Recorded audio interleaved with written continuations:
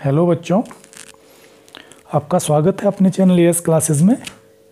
जैसा आपको पता है कि हम पढ़ रहे हैं भारत में राष्ट्रवाद और एक दो टॉपिक हमने डिस्कस कर लिए थे।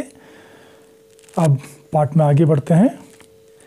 रोलट एक्ट हमने पढ़ लिया था कि ब्रिटिश सरकार ने 21 मार्च 1919 में उसे लागू कर दिया था और क्या उसकी शर्तें थी, कैसे उसे विरोध किया गया उसका। अब उससे आगे बढ़ते हैं। 21 मार्च 1919 के बाद अब अप्रैल में चलते हैं और कौन कौन सी घटनाएं तब हुई। तो जलियांवाला बाग हत्याकांड ये एक घटना है जिसके कारण भारतीय लोगों का बहुत बड़ा नरसंहार हुआ। 13 अप्रैल 1919 को जलियांवाला बाग हत्याकांड हुआ और उस दिन अमृतसर में बहुत सारे गांव वाले सालाना बैसाखी का मेला था, उसमें शिरकत करने जलियांवाला बाग मैदान में जमा हुए थे। काफ़ी लोग सरकार द्वारा लागू किए गए दमनकारी कानून यानी जो रोलट एक्ट लागू किया गया था 21 मार्च 1919 को, उसके विरोध प्रकट करने के लिए भी एकत्र हुए थे। यहाँ लगभग 20,000 स्त्री पुरुष एकत्र थे। यह मैदान चारों तरफ से बंद था। शहर से बाहर होने के कारण वहां जुटे लोगों को पता नहीं था कि इलाके में मार्शल लॉ लागू किया जा चुका है। अचानक यानी जब इतनी भीड़ वहां पे थी, 20,000 स्त्री पुरुष इकट्ठा थे और कुछ लोग रोलट एक्ट का विरोध कर रहे थे, लेकिन उन्हें पता नहीं था कि इस क्षेत्र में मार्शल लॉ लागू किया गया है और वो इस चीज़ से बेखबर थे।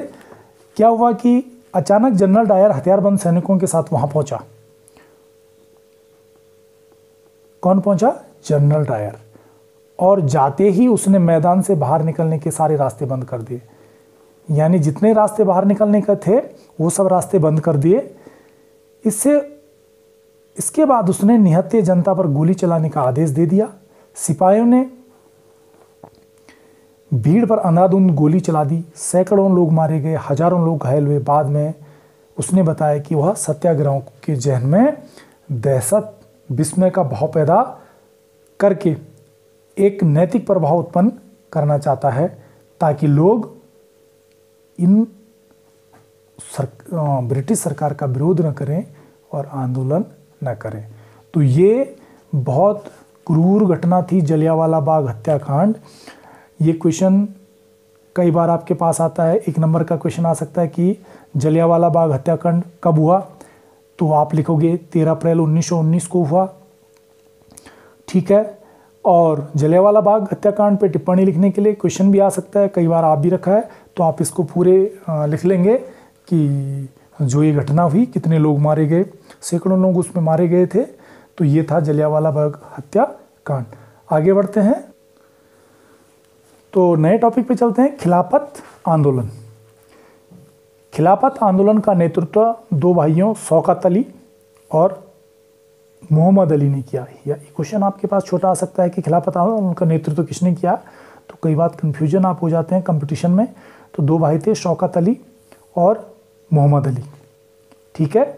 गांधी जी ने हिंदू मुस्लिम एकता के लिए हिंदू मुस्लिम और भारत का उनका मानना था कि जो भारतीय राष्ट्रीय आंदोलन है और अंग्रेज़ों के विरुद्ध जो हमारा आंदोलन है वो हिंदू मुस्लिम एकता के बगैर नहीं हो सकता था। तो उन्होंने हिंदू मुस्लिम को एकता और एकजुट करने के लिए प्रयास किया। क्या हुआ खिलाफत आंदोलन में कि खलीफा की जो खलीफा होते हैं मुस्लिम्स धर्मगुरु, उसकी तात्कालिक शक्तियों की रक्षा के लिए मार्च 1919 में बम्बई बोलते थे तब, बम्बई में एक खिलाफत समिति का गठन किया गया था। सितंबर 1920 में कांग्रेस के कलकत्ता अधिवेशन में महात्मा गांधी ने दूसरे नेताओं को भी इस बात के लिए राजी कर लिया था कि खिलाफत आंदोलन के समर्थन और स्वराज के लिए एक अशोक आंदोलन शुरू किया जाना है। और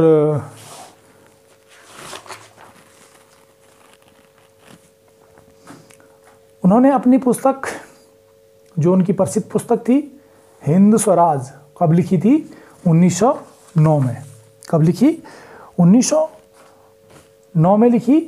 महात्मा गांधी ने कहा था कि भारत में ब्रिटिश शासन कैसे चल रहा है? भारतीयों के सहयोग से चल रहा है, और यह स्थापित भी भारतीयों के सहयोग से हुआ है। अगर भारत के लोग अपना सहयोग वापस ले लें तो साल भर के भीतर ब्रिटिश शासन ढह जाएगा और स्वराज की स्थापना हो जाएगी। दिसंबर 1920 में कांग्रेस के नागपुर अधिवेशन में असहयोग जो कार्यक्रम था, जो असहयोग आंदोलन उसका कार्यक्रम था, उसको स्वीकृति पे मोहर लगा दी, जो नागपुर अधिवेशन था। ये क्वेश्चन भी आ सकता है छोटे छोटे इंपॉर्टेंट, कि असहयोग आंदोलन के कार्यक्रम पे कब स्वीकृति हुई और किस अधिवेशन में? तो नागपुर अधिवेशन, और दिसंबर 1920 के नागपुर अधिवेशन में इस पे मोहर लगी। तो जो ये असहयोग और खिलाफत आंदोलन था, इसकी विचारधाराएं क्या थी, और अलग अलग देश के अंदर जो विभिन्न प्रकार के नेता थे, विभिन्न प्रकार के लोग थे, उनके मन में जो आंदोलन की धाराएं थे और आंदोलन की जो सोच थी वो विभिन्न थी। असहयोग आंदोलन जनवरी 1921 में शुरू हुआ। कब हुआ? जनवरी 1921 में। ये क्वेश्चन बहुत इंपॉर्टेंट है भाई। असहयोग आंदोलन कब शुरू हुआ? जनवरी 1921 में। ठीक है, कंपटीशन में आ सकता है। विभिन्न सामाजिक समूह के लिए स्वराज के अलग अलग क्या थे? मायने थे, वो अर्थ, अलग अलग अर्थ इसके लगाते थे। सभी ने स्वराज का आह्वान को स्वीकार तो किया, लेकिन उनके लिए उसके अर्थ अलग अलग थे। ठीक है, हर एक सामाजिक समूह स्वराज का अपना अपना मतलब निकाल रहा था। तो अब चलते हैं शहरों में आंदोलन। तो शहरों में आंदोलन कैसे हुआ? आंदोलन की शुरुआत शहरी मध्यम वर्ग की हिस्सेदारी से हुई। यूरोप में भी जो राजशाही थी, तानाशाही थी, क्रूर शासन थे, उनके खिलाफ जितने भी आंदोलन हुए वो जो शिक्षित मध्यम वर्ग से ही आगे बढ़ा हुआ आंदोलन। तो हमारे देश में भी जो अशोक आंदोलन की शुरुआत हुई, मध्यम वर्ग, जो शहरी मध्यम वर्ग था, उससे हुई। हजारों विद्यार्थियों ने स्कूल कॉलेज छोड़ दिए। क्या हुआ कि बच्चों ने स्कूल कॉलेज और उसका बहिष्कार, शिक्षकों ने अपनी नौकरी, वकीलों ने अपने मुकदमे लड़ने का बहिष्कार किया और आंदोलन में शामिल हुए। मद्रास में ज़्यादातर प्रांतों में परिषद चुनाव का बहिष्कार किया गया, और जो मद्रास में परिषदों को चुना था उसका बहिष्कार किया गया।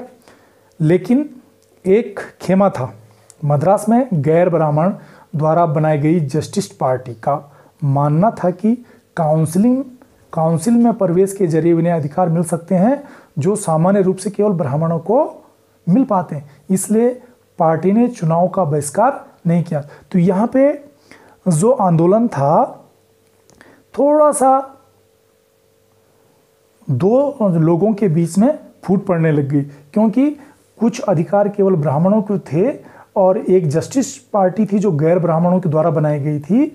उन्होंने बोला कि जो अधिकार, जो काउंसिलिंग में जाने का अधिकार केवल ब्राह्मणों का, और जो अधिकार ब्राह्मणों को केवल वो हमको मिल सकते हैं, इसलिए उन्होंने चुनाव का बहिष्कार नहीं किया।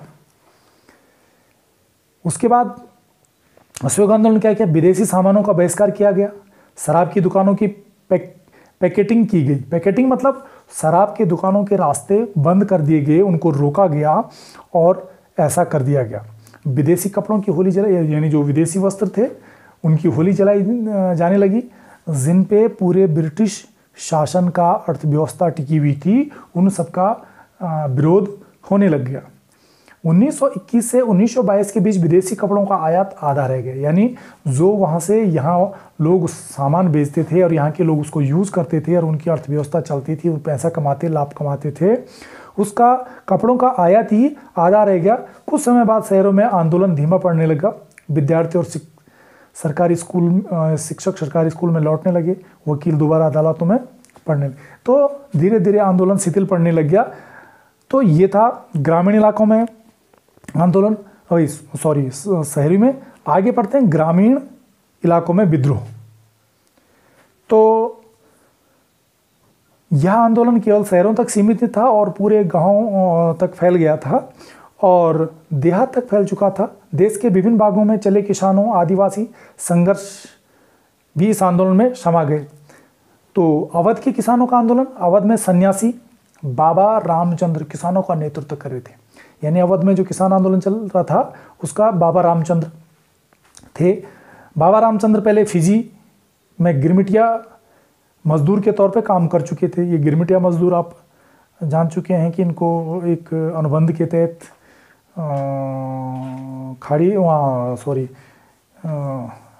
ये आपके सूरीनामा, फिजी इधर वाले एरियाओं में ले जाया जाता था और वहाँ बागानों में काम करने के लिए ले जाया जाता था। तो गिरमिटिया मजदूर थे, उनका आंदोलन तालुकदारों और जमींदारों के खिलाफ था। किसके खिलाफ? तालुकदार और जमींदार जो टैक्स वसूलते थे लोगों से, किसानों से, और उनसे उनका विरोध था। 1920 में जवाहरलाल नेहरू ने बाबा रामचंद्र तथा कुछ अन्य लोगों के नेतृत्व में अवध किसान सभा क्या बना दी? अवध किसान सभा जो का गठन कर दिया और जो किसानों का नेतृत्व करते थे उन्हीं के साथ मिलकर महीने भर में पूरे गांव में, जितने गांव, विभिन्न गांवों में 300 से ज़्यादा इसकी शाखाएं बन गई। आदिवासी किसानों ने महात्मा गांधी के संदेश और स्वराज के विचार का कुछ और ही मतलब निकाला। उदाहरण के तौर पर आंध्र प्रदेश के गुडेम पहाड़ियों में 1920 के दशक में शुरुआत में एक उग्र गुरिल्ला आंदोलन चला। यानी आंदोलन उग्र हो गया और उन्होंने वह आंदोलन हिंसक बना दिया। कांग्रेस की तरह इस तरह के संघर्ष को कभी स्वीकार नहीं कर सकती थी। यानी जो हिंसक आंदोलन था उसको स्वीकार नहीं कर सकती थी। और गांधी जी भी इस आंदोलन को, जो हिंसक था, उसको, अंग्रेजी सरकार ने लोगों को सड़कों के निर्माण के लिए बेगार पर मजबूर किया तो उन्होंने बगावत की। और गांधी जी के साथ आकर जो अंग्रेजों ने सड़कों में काम करने के लोगों को बिना पैसे दिए बेगार में काम करने को मजबूर किया तो उन्होंने उसका विरोध किया। और इन लोगों का, जो श्रमिक लोग थे, इनका नेतृत्व अल्लूरी सीताराम राजू एक दिलचस्प व्यक्ति थे। उनका दावा था कि उनके पास बहुत सारी शक्तियां हैं। वह सटीक खगोलीय अनुमान लगा सकते हैं, लोगों को स्वस्थ कर सकते हैं। कौन बोल रहे हैं? अल्लूरी सीताराम राजू। गोलियां भी उन्हें नहीं मार सकती। विद्रोही उन्हें ईश्वर के अवतार मानते थे और उनके जो साथी थे विद्रोही थे उनको ईश्वर का अवतार मानती थी। उनका मानना था कि भारत अहिंसा के बल पर नहीं बल्कि बल प्रयोग के जरिए ही आज़ाद हो सकता है। कौन मानता था? अल्लूरी सीताराम और उसके साथी। तो ये गुड्डेम विद्रोहियों ने क्या किया? पुलिस थानों पर हमले कर दिए, ब्रिटिश अधिकारियों को मारने की कोशिश की। स्वराज प्राप्त के लिए गुरिल्ला युद्ध चलाते रहे। 1924 में राजू को फांसी, जो उनका नेता था, जो उनका लीडर था अल्लूरी सीताराम राजू, उसको फांसी दी गई। और जब उसको फांसी दी गई तो अल्लूरी सीताराम अपने लोगों के बीच, अपने अनुयायियों के बीच एक हीरो बन चुके थे। तो इस प्रकार ये गांव में भी आंदोलन चला और आदिवासियों ने, किसानों ने किस प्रकार आंदोलन को लिया और ये आंदोलन किस प्रकार हिंसक भी हो गया था। तो आज के लिए इतना ही। Thank you. चैनल को सब्सक्राइब करना ना भूलें। वीडियोस में आपको अच्छी लगी तो उसको लाइक भी करें, कमेंट में क्वेश्चन पूछें। आज के लिए थैंक यू। आगे का पार्ट और आगे के टॉपिक्स अगली वीडियोस में। Thank you. बाय बच्चों।